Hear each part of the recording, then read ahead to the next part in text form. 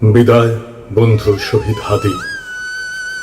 আল্লাহর সকল সৃষ্টি নিশ্চয়ই তার কাছেই ফিরে যাবে। ইন্না লিল্লাহি ওয়া ইন্না ইলাইহি রাজিউন।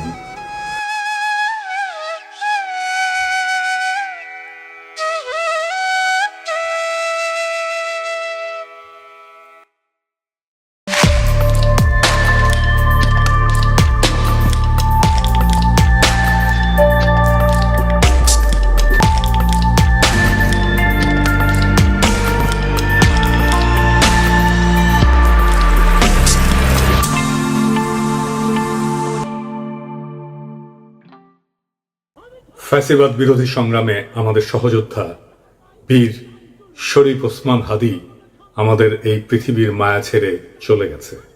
সৃষ্টিকর্তা তার শহীদ মৃত্যু কবুল করে তাকে জান্নাতের উচ্চ মাকাম দান করুন। হাদির শহীদ হওয়ার খবরের পরে সারা বাংলাদেশ শোকে বিহ্বল এবং ক্রোধে বিক্ষুব্ধ হয়ে উঠছে। চারিদিকে নানা ঘটনা ঘটছে। প্রথম আলো ডেইলি স্টারে আগুন দিয়ে ভস্মীভূত করে দেওয়া হয়েছে। ছায়ানটে আক্রমণ করা হয়েছে। 32 নম্বর যেটুকু অবশিষ্ট ছিল সেইটুকু মোটামুটি জয় বাংলা করে দেওয়া হয়েছে। বাঙ্গু সুশীল প্রগতিশীলরা একসাথে ঝাঁপে পড়েছে আমার উপরে, আমি নাকি এসব করাইতেছি। একবার এরা কয় পিনাকির ডাকে কেউ আসে না, আবার এরাই কয় আমি মব করিচ্ছি। কি বিচিত্র এই বাঙ্গু সুশীলের। অথচ আপনারা জানেন গতকাল পরিস্থিতি শান্ত করার জন্য আমি কি না করেছি। এমনকি ডেইলি স্টারের সাংবাদিকদের যারা উদ্ধার করছে তাদের সাথে সার্বক্ষণিকভাবে যুক্ত থেকে কাজটা সুচারুরূপে যেন সম্পন্ন হয় সেটা আমি দেখছি। প্রিয় দেশবাসী, ডেইলি স্টার অফিসে ভেতরে অনেক সাংবাদিক আটকা পড়েছে। আপনারা মেহেরবানি করে সেনাবাহিনীকে আটকে পড়া সাংবাদিকদেরকে উদ্ধার করতে দিন। আপনাদের অনুরোধ করছি, মেহেরবানি করে দয়া করে আটকে পড়া সাংবাদিকদেরকে সেনাবাহিনীকে উদ্ধার করতে দিন। হাদির পবিত্র স্মৃতিকে কলঙ্কিত আমরা না করি।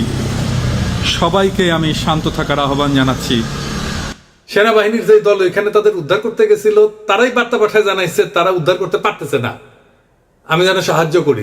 যাই হোক, তবে যদি কেউ বলে যে প্রথম আলো ডেইলি স্টারের আর ছায়ানটের বিরুদ্ধে অবিরাম ফাইট দিয়ে গেছি, আমি তাদের জয় বাংলা করার ইচ্ছা পোষণ করেছি, এটা সত্য। এর জন্য যদি আমরা দায় দিতে চাই দিতে পারে, ফেয়ার এনাফ, আমিও দায় নিতে রাজি আছি। তবে সাথে উদিসি আর সিবিবি জয় বাংলা করতে চাইছি, এবার হয় নাই, হবে ইনশাল্লাহ। আমি প্রত্যেকটা ইনস্টিটিউটকে অসংখ্যবার তারা কি কি আকাম করতেছে সেটা দেখাই দিছি। বলছি সংশোধিত হইতে হয় নাই। আমি প্রথম আলোর সামনে জিয়াফত করেছি, দাবি ছিল প্রথম আলোর ডেইলি স্টারের সম্পাদকীয় নীতি পরিবর্তন করতে হবে, করে নাই। তাদের শয়তানি চালায় গেছে। কয়েকদিন আগে ডিসেন্ট দেখাইলো কিভাবে জামাত, বিএনপি, হেফাজত আর আওয়ামী লীগের কর্মসূচিতে সহিংসতার ভাষা প্রথম আলোতে আলাদা আলাদা, পুরা ভাষা আলাদা। এক একটা সংগঠনের জন্য এক এক রকম ভাষা। আওয়ামী লীগের জন্য সবচেয়ে সফট, কোনো পরিবর্তন নাই। জিয়াবতে আমাদের পিটায় তাড়ানো হইলেও সে কি উল্লাস ডেইলি স্টার আর প্রথম আলো সাংবাদিকদের। তো এটা বলে মানুষদের মনে থাকে, মনে না থাকলেও আমরা মনে করাই দেব। এখন প্রশ্ন, ছায়ানটে কেন হামলা? ছায়ানট কি গান শিখায়? না, গান না। তারাই বলে মুক্তিযুদ্ধের চেতনা বিনির্মাণ ছায়ানটের লক্ষ্য।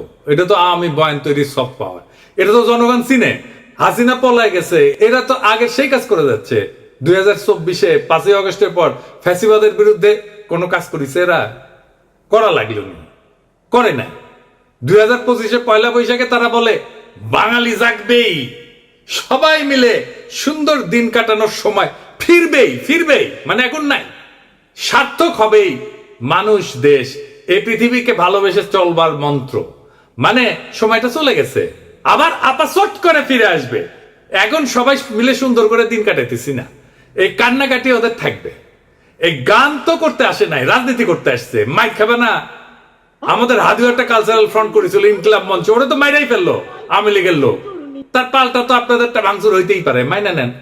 আওয়ামী লীগ তো এতদিন একটা ভাব নিছে কি, গিলে করা পাঞ্জাবি পরবে, একটা পাশে চটি ব্যাগ থাকবে, সিথি করে চুল আঁচড়াবে, হ্যাঁ, এরপরে একটু রবীন্দ্রনাথ করবে, শান্তিনিকেতনী ভাষায় বলবে, অশুদ্ধ অশ্লীল একদমই বলা যাবে না।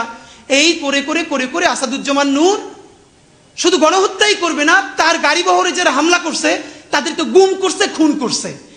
এই যে ছায়ানটি, এই যে উদিচি, এই পুরো গ্রুপটা, তাদের প্রোডাক্ট করা। এই যে হুমায়ুন আহমেদের সাহেবের যে নাটক করতো, আমির খসরু কি জানি, খসরু ভুলে গেছি, স্বাধীন খসরু, ভাবেন 54 বছর বয়স এই স্টুপিডটার। মানে আওয়ামী লীগ যে কত বড় স্টুপিড হইতে পারে, ওদের সব গেছে। মানে ওরা এই দুনিয়ার সমস্ত নারী অধিকারের তো টেন্ডার নিয়ে আসছে, নারী অধিকার নিয়ে কথা বলবে, ওরা সংস্কৃতি কর্মী। এই যে একজন মহিলা উপদেষ্টা, তার ছবিটা পিছনে রাইখা যেই ভাষায় যা বলতেছে, এইটা তো ছাপরি বললেও হয় না, এটা দুনিয়া কোথাও নাই, এটা কোনো ক্লাসই নাই। মূলত আওয়ামী লীগ এই ক্লাসেই বিলং করে। তো আওয়ামী লীগ যে এই ক্লাসে বিলং করে, এইটা যাতে ধরা না পড়ে, এই জন্য তারা এইরকম গিলে করা পাঞ্জাবি, অনেক বুদ্ধিজীবী তাত্ত্বিক, এই যে তাদেরকে দিয়ে দিয়ে দিয়ে দিয়ে প্রচুর ভেগ কথাবার্তা বলাইতো। আপনি অর্ধেক বুঝবেন, অর্ধেক বুঝবেন না, আলো আধারি ভাষা, চর্যাপদের মতো, মানে বিরাট একটা তাত্ত্বিক ব্যাপার। এই বলে বলে তারা বাঙালি জাতীয়তাবাদের নামে বাংলাদেশকে টুঙ্গিপাড়ার কলোনি বানাইছিল। আমাদেরকে এখন যেটা করতে হবে, সেই কলকাতা এবং টুঙ্গিপাড়ার কলোনিয়ালিজম ভেঙে ঢাকার বাংলাদেশ গড়ে তুলতে হবে। আর বাংলা মানে আর এখন আর কলকাতা না, বাংলা মানেই বাংলাদেশ। এই স্বাধীন পরিচয়ের জন্য আমাদের দীর্ঘ প্রস্তুতি নিতে হবে, মনস্তাত্ত্বিক লড়াই, সাংস্কৃতিক লড়াইয়ের জন্য। আমি আশা করছি যে আপনারা সবাই যে যার পরিসরে, জুলাই শুধু বাঁচিয়ে রাখলে হবে না, জুলাইকে মাথা উঁচু করে বাঁচিয়ে রাখতে হবে, তাহলেই বাংলাদেশের স্বাধীনতা, সার্বভৌমত্ব বাঁচবে, বাংলাদেশ বাঁচবে। তাহাদিরা আসলে মারছে কে? হাদির হত্যাকাণ্ডের পিছনে ডিজিএফআই আছে, এটা আমার শক্ত অনুমান। প্রত্যেকটা জায়গায় ডিজিএফআই সিগনেচার বর্তমান। কেন কইছি? কারণ ওয়াকারের পথ বালক আর ডিজিএফআই হাদির ঘটনা নিয়ে একদম প্রথম থেকে উদ্দেশ্যমূলকভাবে মিথ্যাচার করতেছে। কিভাবে? একদম দেখাই দিই চোখে আঙুল দিয়া। ঘটনা ঘটে শুক্রবার 12 ডিসেম্বর দুপুরের দিকে। ঘটনা ঘটার সাথে সাথে এই ওয়াকারের পথ বালক আসল অপরাধীকে আড়াল করার জন্য কইল কি ভারত থেকে আসছে নাকি 80 জন শুটার বানোয়াট গল্প প্রচার করলো। কিন্তু ডিসেন্টের অনুসন্ধানে আসল অপরাধী বের হয়ে আসলো, আদাবরের লীগের সন্ত্রাসী যে জেলে ছিল, তারা জামিন করেছে বিএনপির নেতা। তারপরে কি হলো? ঘটনার ঠিক পরের দিন সে অপরাধীর অবস্থান সম্পর্কে ভুয়া ডাহা মিথ্যার তথ্য ছড়ায় যে অপরাধীরা 12 ডিসেম্বর শুক্রবার সন্ধ্যায় ভারতের গুয়াহাটি পৌঁছে গেছে। অথচ আবার সে নাকি এটা আবার হোয়াটসঅ্যাপ ইন্টারসেপ্ট করে পাইছে। চিন্তা করে। অথচ অপরাধ ঘটে দুপুরের দিকে ঢাকা থেকে রওনা দিয়া সন্ধ্যায় আসামের গুয়াহাটি পৌঁছানো সড়ক পথে অসম্ভব একটা ঘটনা। এছাড়া ঘাতক ফয়সালের বাবা মা আদালতে তাদের স্বীকারোক্তিতে বলছে ঘাতক সেই শুক্রবার রাতে ঢাকার আগারগাঁওয়ে তার বোনের বাসায় ছিল। অর্থাৎ ঘাতকেরা যখন ঢাকায় তাদের বোনের বাসায়, সেই সময় ওয়াকারের পথ বালক গুজব রটাইতেছে যে তারা ভারতে চলে গেছে। চিন্তা করে, তাদের সন্ধান করে লাভ নাই। মানে বুঝিছে? যুগান্তরে তার বাবা মা প্রকাশিত বক্তব্য অনুযায়ী সেই রাতে ঘাতকের বোনের বাসায় তারা দেখা করে ফয়সালের সাথে। সেখানে আসামি শুটার ফয়সাল তার অবস্থান নিরাপদ মনে না হয় আগারগাঁও থেকে মিরপুরে যায়। পরে শাহজাহানপুরে আসামি মোহাম্মদ হুমায়ুন কবিরের ভাতিজা আরিফের বাসায় যায়। শুটার ফয়সালের ব্যাগ নিয়ে তার বাবা হুমায়ুন কবির একটা সিএনজি ভাড়া করে দেয় এবং সঙ্গে কিছু টাকাও দেয়। পরবর্তীতে আসামিরা তার ছোট ছেলে হাসান মাহমুদ বাবলু ওরফে রাজের কেরানীগঞ্জের বাসায় আসে এবং তারা জুরাইন থেকে 2টা মোবাইল সিম কিনে ব্যবহার করে। বাবা আমার বক্তব্য যেটা পত্রিকায় প্রকাশ হয়েছে, আমি ব্যানে করছি না, সেটা অনুযায়ী ঘাতক যে এখন ভারতে আছে এমন কোনো তথ্য নাই। ওয়াকারের পথ বালক প্রথম থেকে অপরাধীদের খোঁজাকে ভুল পথে নিয়ে যাওয়ার চেষ্টা করেছে না এবং নিরুৎসাহিত করেছে না যে চলেই গেছে, তো এখন আর খুঁজে লাভ কি? ওয়াকারের পথ বালক অপরাধীদের একটা ভুয়া সেলফি শেয়ার করে বলে গোয়েন্দারা নাকি তার ফোন ইন্টারসেপ্ট করে পাইছে। এইরকম আজগুবি দাবিকে কম্পিউটার ইঞ্জিনিয়ার হাস্যকর বলে ব্যাখ্যা করছে এবং কেন এটা মিথ্যা দাবি এবং অসম্ভব ঘটনা সেটাও ব্যাখ্যা করছে। তবে সফটওয়্যার ইঞ্জিনিয়ার তানভীর আহমেদ আরজেল সাইরের দাবি মিথ্যা উল্লেখ করে তাকে চ্যালেঞ্জ করেছেন। আইটি এক্সপার্ট তানভীর আহমেদ গণমাধ্যমকে জানান, একজন সফটওয়্যার ইঞ্জিনিয়ার হিসেবে বলছি, জুলকারনাইন সায়ের 100% ভুয়া তথ্য দিয়েছে। সে দাবি করছে অপরাধীরা অন্যের মোবাইলে সেলফি পাঠাইছে আর সেটা গোয়েন্দা সংস্থা ইন্টারসেপ্ট করে এই ছবি পাইছে। 2026-এ এসেও এই কথা বিশ্বাস করার মতো নয়। পথ বালককে বলছিল আইসে ডিবেট করতে, করে নাই। এই 3টা ঘটনা থেকে এটাই প্রমাণিত হয় যে ওয়াকারের পথ বালক আর ডিজিএফআই প্রথম থেকে হাদির ঘটনা নিয়ে আসল অপরাধীকে আড়াল এবং রক্ষা করার জন্য একের পর এক মিস ইনফরমেশন আর স্মোক স্ক্রিন ছড়ায় গেছে। এই ইন্ডিয়ার দালাল পথ বালক বাংলাদেশের জনগণের 1 নাম্বার শত্রু, বাংলাদেশের স্বাধীনতা সার্বভৌমত্বের শত্রু। তবে একটা কথা সবাইকে একটু বলি, একটু শোনেন। শহীদ ওসমান হাদির মরদেহ এখনো দেশে এসে পৌঁছায়নি। স্বাভাবিকভাবে আমাদের প্রত্যেকের হৃদয় ভারাক্রান্ত আবেগে বিক্ষুব্ধ। এই মুহূর্তে আমাদের সবচেয়ে আগে যেটা দরকার তা হলো সর্বোচ্চ সংযম এবং দায়িত্বশীল আচরণ নিশ্চিত করা, যেন একজন জুলাই যোদ্ধার বিরচিত আত্মত্যাগের প্রতি যথাযথ সম্মান জানায় তার জানাজা এবং দাফন শান্তিপূর্ণ এবং মর্যাদার সাথে সম্পন্ন করা যায়।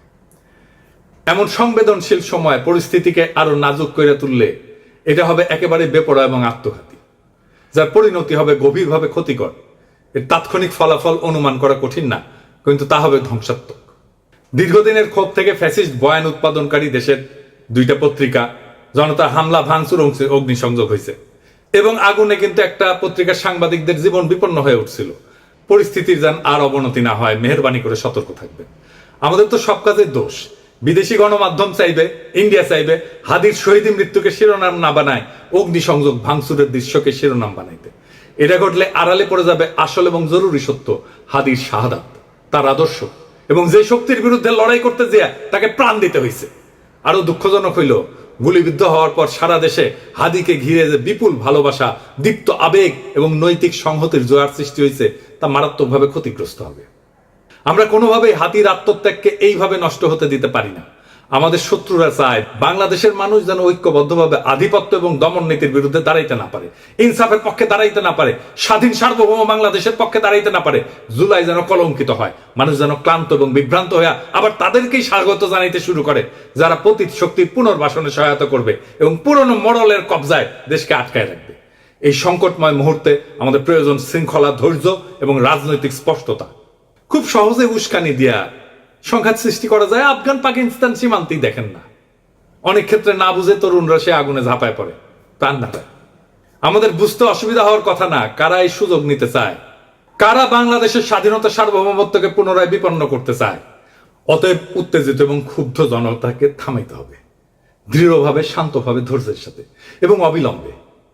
হাদির লড়াইকে রক্ষা করার জন্য, নতুন বাংলাদেশকে রক্ষা করার জন্য, বিপ্লবকে রক্ষা করার জন্য এবং যে ইনসাফ, মর্যাদা এবং আদর্শে অবিচল থাকার কারণে হাদিকে জীবন দিতে হয়েছে, সেই সুমহান লক্ষ্যের স্বার্থে আমাদের এই দায়িত্ব পালন করতেই হবে। আমরা সেটা করব ইনশাল্লাহ। ইনকিলাব জিন্দাবাদ, শহীদ হাদি অমর হোক। আল্লাহ যতদিন বাঁচায় রাখবে, স্বাধীনতা, সার্বভৌমত্ব, ইনসাফ এবং সততার জন্য লড়াই করব। এই লড়াই আমাদের জিহাদ ইনশাআল্লাহ। আর যদি আমি মরে যাই, আমি শহীদ হয়ে যাই, আমার ডান পাশের ভাই বোনেরা এই লড়াই যতদিন বেঁচে থাকবে ততদিন চালায় নেবে ইনশাআল্লাহ।